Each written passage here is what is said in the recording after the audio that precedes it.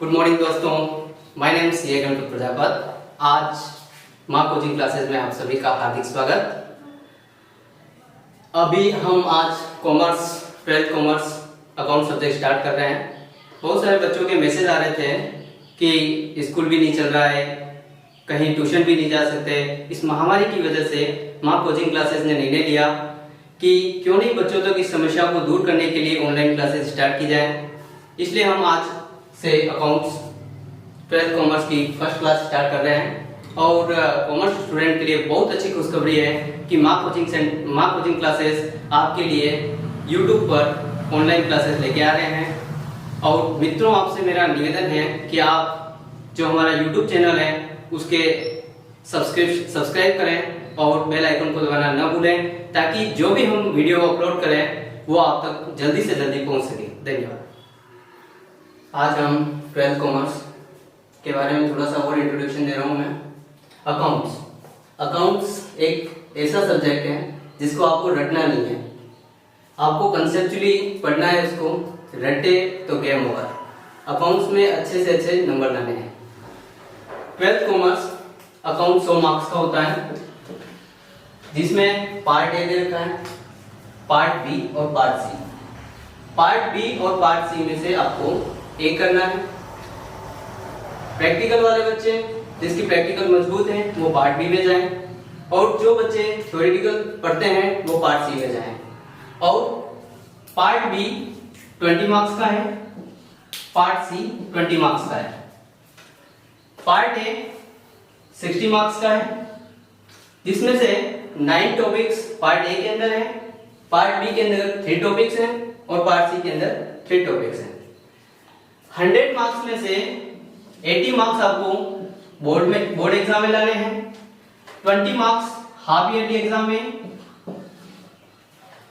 80 marks के लिए part A के अंदर सामान्य परिचय, साहित्य का सामान्य परिचय। अब स्टार्ट करते हैं साहित्य का सामान्य परिचय।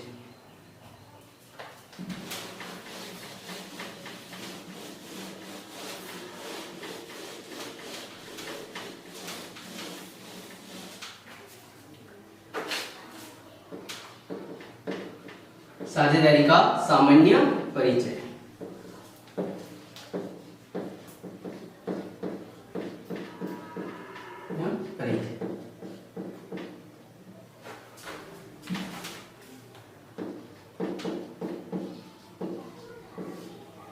आपने 11th क्लास तक एकांकी व्यापार पढ़ा।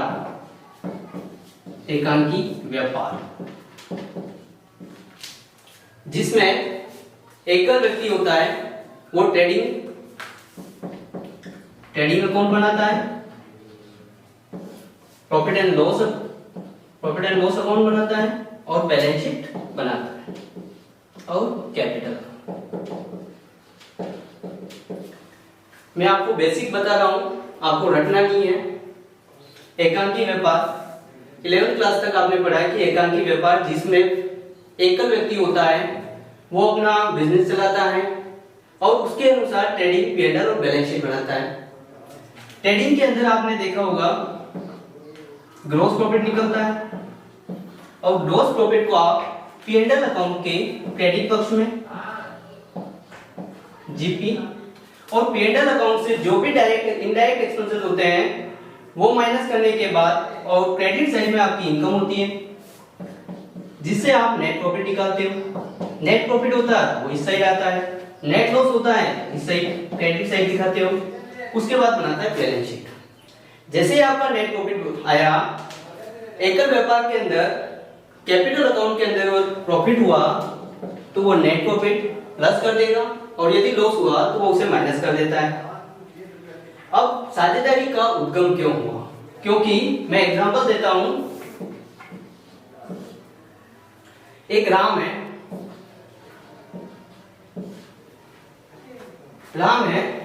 जिसके पास सीमित पूंजी है, उसके पास मैनेजमेंट, उसको कहीं जाना भी पड़ता है, उसके बाद इतनी क्षमता नहीं है, योग्यता नहीं है कि वो पूरे मार्केट को संभाल सके, और अनिश्चित अस्तित्व था कि मेरा बिजनेस कब तक चलेगा। इसको देखते हुए एक दिन वो श्याम के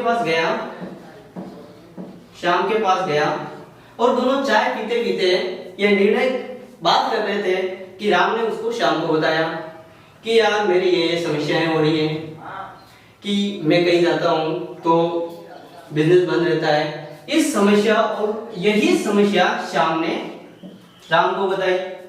अब दोनों ने मिलकर एक निर्णय लिया, क्योंकि क्यों नहीं हम दोनों राम और श्याम मिलकर एक फर्म बनाई जाए, एक पार्टनरशिप फर्म बनाई जाए, जिसका उन्होंने नेम रखा Ram and Shyam associates. Shyam associates, Ram and Shyam associates. Ram और श्याम दोनों मिलकर एक फर्म बनाते हैं जिसका नाम राम एंड श्याम एसोसिएट्स है। इन्होंने एक ड्राफ्ट तैयार किया जिसे हम पार्टनरशिप डीड, जिसे हिंदी में साझेदारी सल्लेख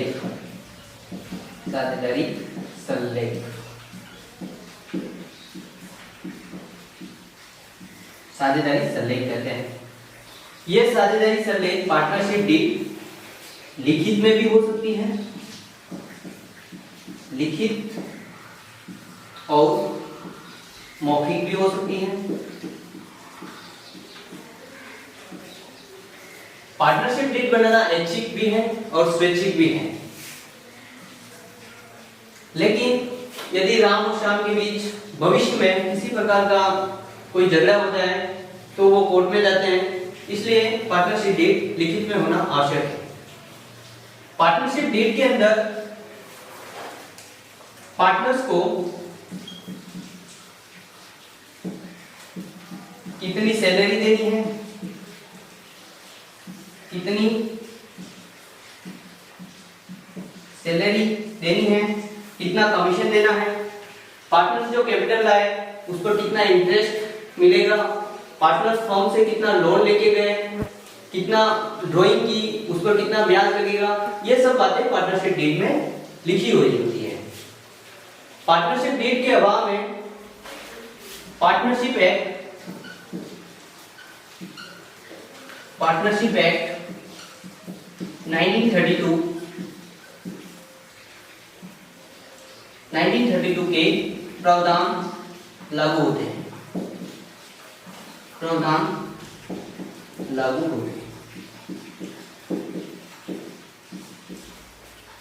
पार्टनरशिप एक्ट पूरे भारत में लागू होता है एक्सेप्ट जम्मू एंड कश्मीर को छोड़कर। आपको नोट डाउन करना है, आप नोट डाउन कर लीजिए।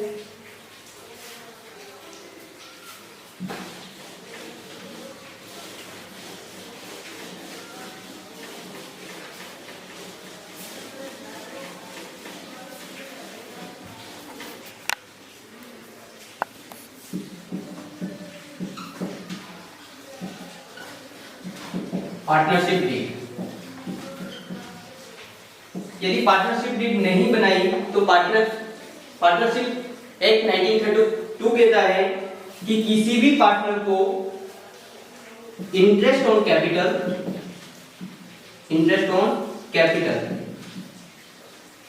पर किसी प्रकार का ब्याज नहीं दिया जाएगा। दूसरा, इंटरेस्ट ऑन ड्राइंग, यदि पार्टनर फर्म से आहरण करते हैं तो उस पर किसी प्रकार का ब्याज नहीं दिया जाएगा। तीसरा, पार्टनर्स के बीच फर्म से जो प्रॉफिट होता है उसे इक्वली बांटा जाएगा, इक्वली डिस्ट्रीब्यूट किया जाएगा।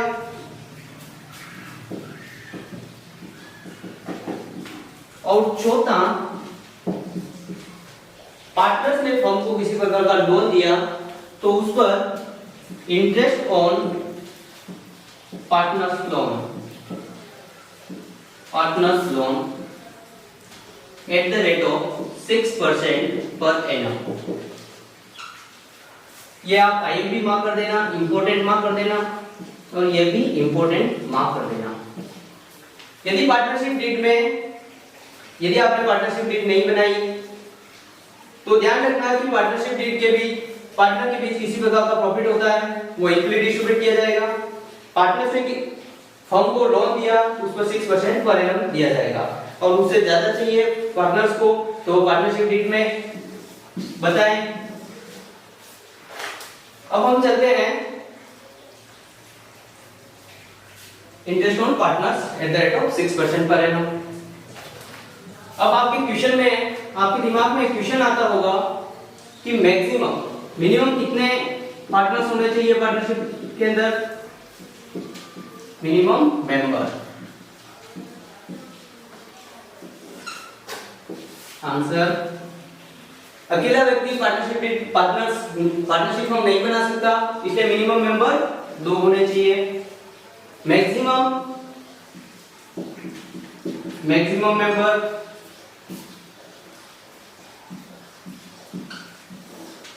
पहला, पार्टनरशिप एक्ट 1932 के अंदर मैक्सिमम मेंबर्स की कोई लिमिट नहीं दे रखी है, लेकिन कंपनी एक्ट, आप पूरा लिखें इसको,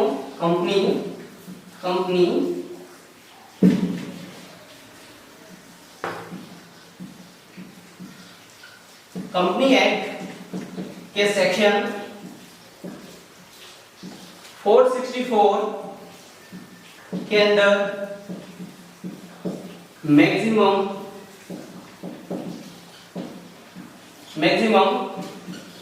मेंबर्स की संख्या 100 दे रखी है,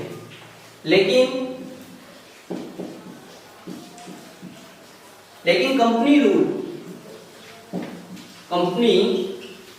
रूल 2014 के रूल 10 में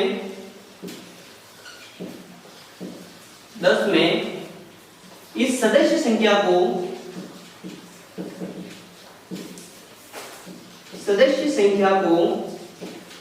घटाकर 50 कर दिया।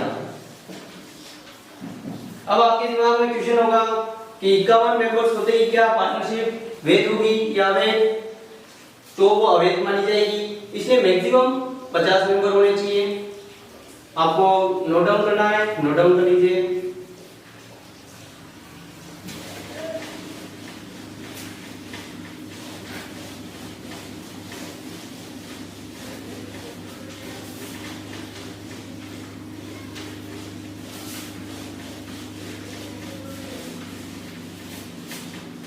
अब आप बुक से पार्टनरशिप डेफिनेशन, विशेषताएं, कैरेक्टरिस्टिक, ये आप बुक से पढ़ लें। डेफिनेशन में बोल रखा है कि 2 या 2 से अधिक व्यक्ति स्वेच्छा से आते हैं और अपना व्यापार चलाते हैं, वैधानिक व्यापार होना चाहिए। यदि किसी प्रकार का इलीगल यानी कि अवैधानिक चोरी करना, स्मगलिंग करना, ये वैध व्यापार नहीं है, इसलिए पार्टनरशिप डीड व्यापार नहीं कहलाता है। कैरेक्टरिस्टिक आप पढ़ लीजिएगा, डेफिनेशन, कैरेक्टरिस्टिक में क्या होता है, 2 या 2 से अधिक मेंबर होने चाहिए। दूसरा, व्यापार चलाना चाहिए। तीसरा व्यापार होना चाहिए।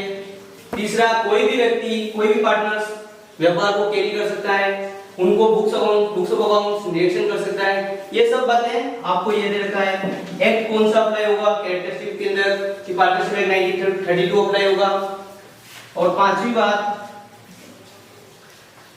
बात इसमें ये लिखी गई, पार्टनरशिप एक्ट 1932 अप्लाई होगा और पार्टनर्स और फर्म के बीच किसी प्रकार का प्रत्यक्ष अस्तित्व नहीं होगा। ये सब आप कैरेक्टरिस्टिक में पढ़ लें।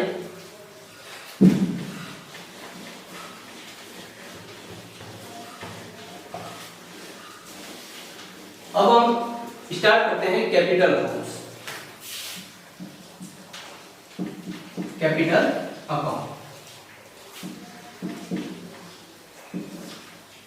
कैपिटल अकाउंट को पढ़ने से पहले हम स्टार्ट करते हैं कि पार्टनरशिप कितने टाइप की होती है।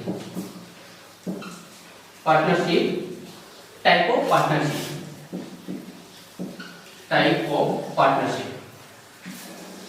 कितने प्रकार की होती है। पार्टनरशिप 4 प्रकार की होती है, 4 टाइप। जिसमें पहले हम कहेंगे कि दायित्व के अनुसार A1, दायित्व के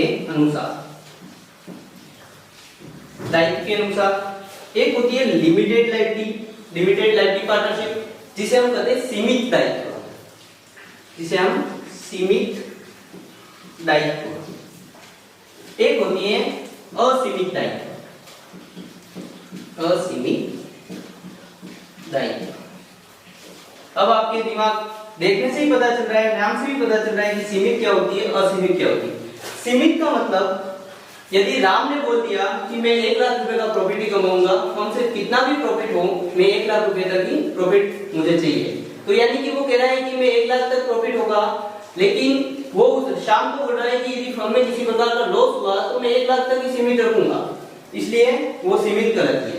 असीमित, राम और श्याम मिलकर कहते हैं कि जितना भी लॉस होगा या तो तू वन करेगा या मैं वन करूंगा, और दोनों में से कोई भी वन कर सकता है, यानी कि 50-50 भी हो सकता है, 100-100 भी हो सकता है, किसी भी प्रकार का हो सकता है दायित्व के अनुसार। दूसरी होती है समयानुसार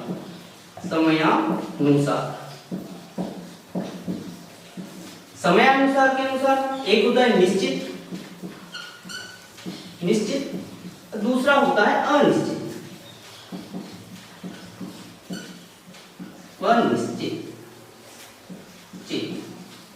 निश्चित का मतलब होता है कि एक समय पीरियड होता है, जैसे कि एग्जाम्पल दोनों ने मिलकर कहा कि हम 2 साल के लिए पार्टनरशिप करेंगे, 2 इयर्स, 2 साल के बाद 2 साल के लिए हम पार्टनरशिप करेंगे, यानी कि 2 साल के लिए एक निश्चित है। अनिश्चित का मतलब इन दोनों के बीच में हुआ कि हम लंबे समय के लिए पार्टनरशिप करेंगे, तो वह होता है अनिश्चित, लॉन्ग पीरियड।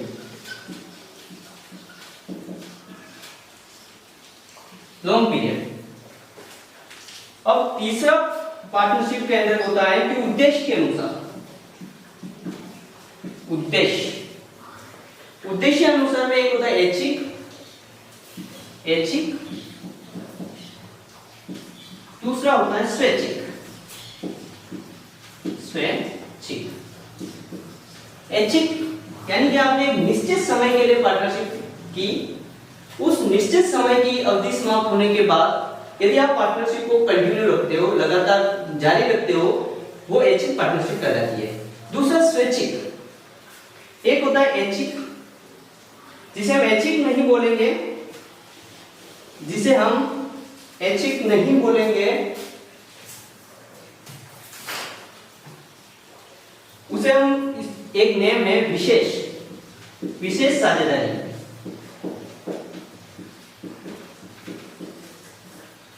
उद्देश्य अनुसार यानी कि विशेष साझेदारी, जो एक उद्देश्य, यानी कि उन्होंने कहा कि मुझे हमारा टारगेट है कि 2 साल में ये उद्देश्य पूरा करना है, इस उद्देश्य को पूरे होते ही वह साझेदारी समाप्त हो जाएगी, उसे हम विशेष साझेदारी कहते हैं। और चौथा होता है, अब मैं इसको मिटा रहा हूं,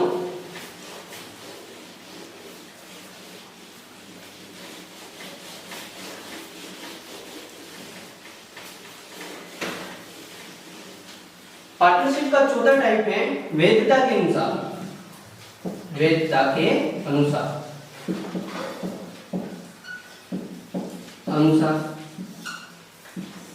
अनुसार होती है वैध साझेदारी, दूसरा होती है अवैध साझेदारी। वैध और अवैध, आप ही बताओ मुझे, यदि मिनिमम सदस्य संख्या पार्टनरशिप के अंदर 2 डिसाइड की गई है और मैक्सिमम कितनी की गई 50, यदि 2 से नीचे है तो वो पार्टनरशिप नहीं हो सकती, 50 से ऊपर है तो वो अवैध हो जाएगी। और पार्टनरशिप में कहा गया है कि वैध व्यापार होना चाहिए। यदि आप चोरी का व्यापार करते हो,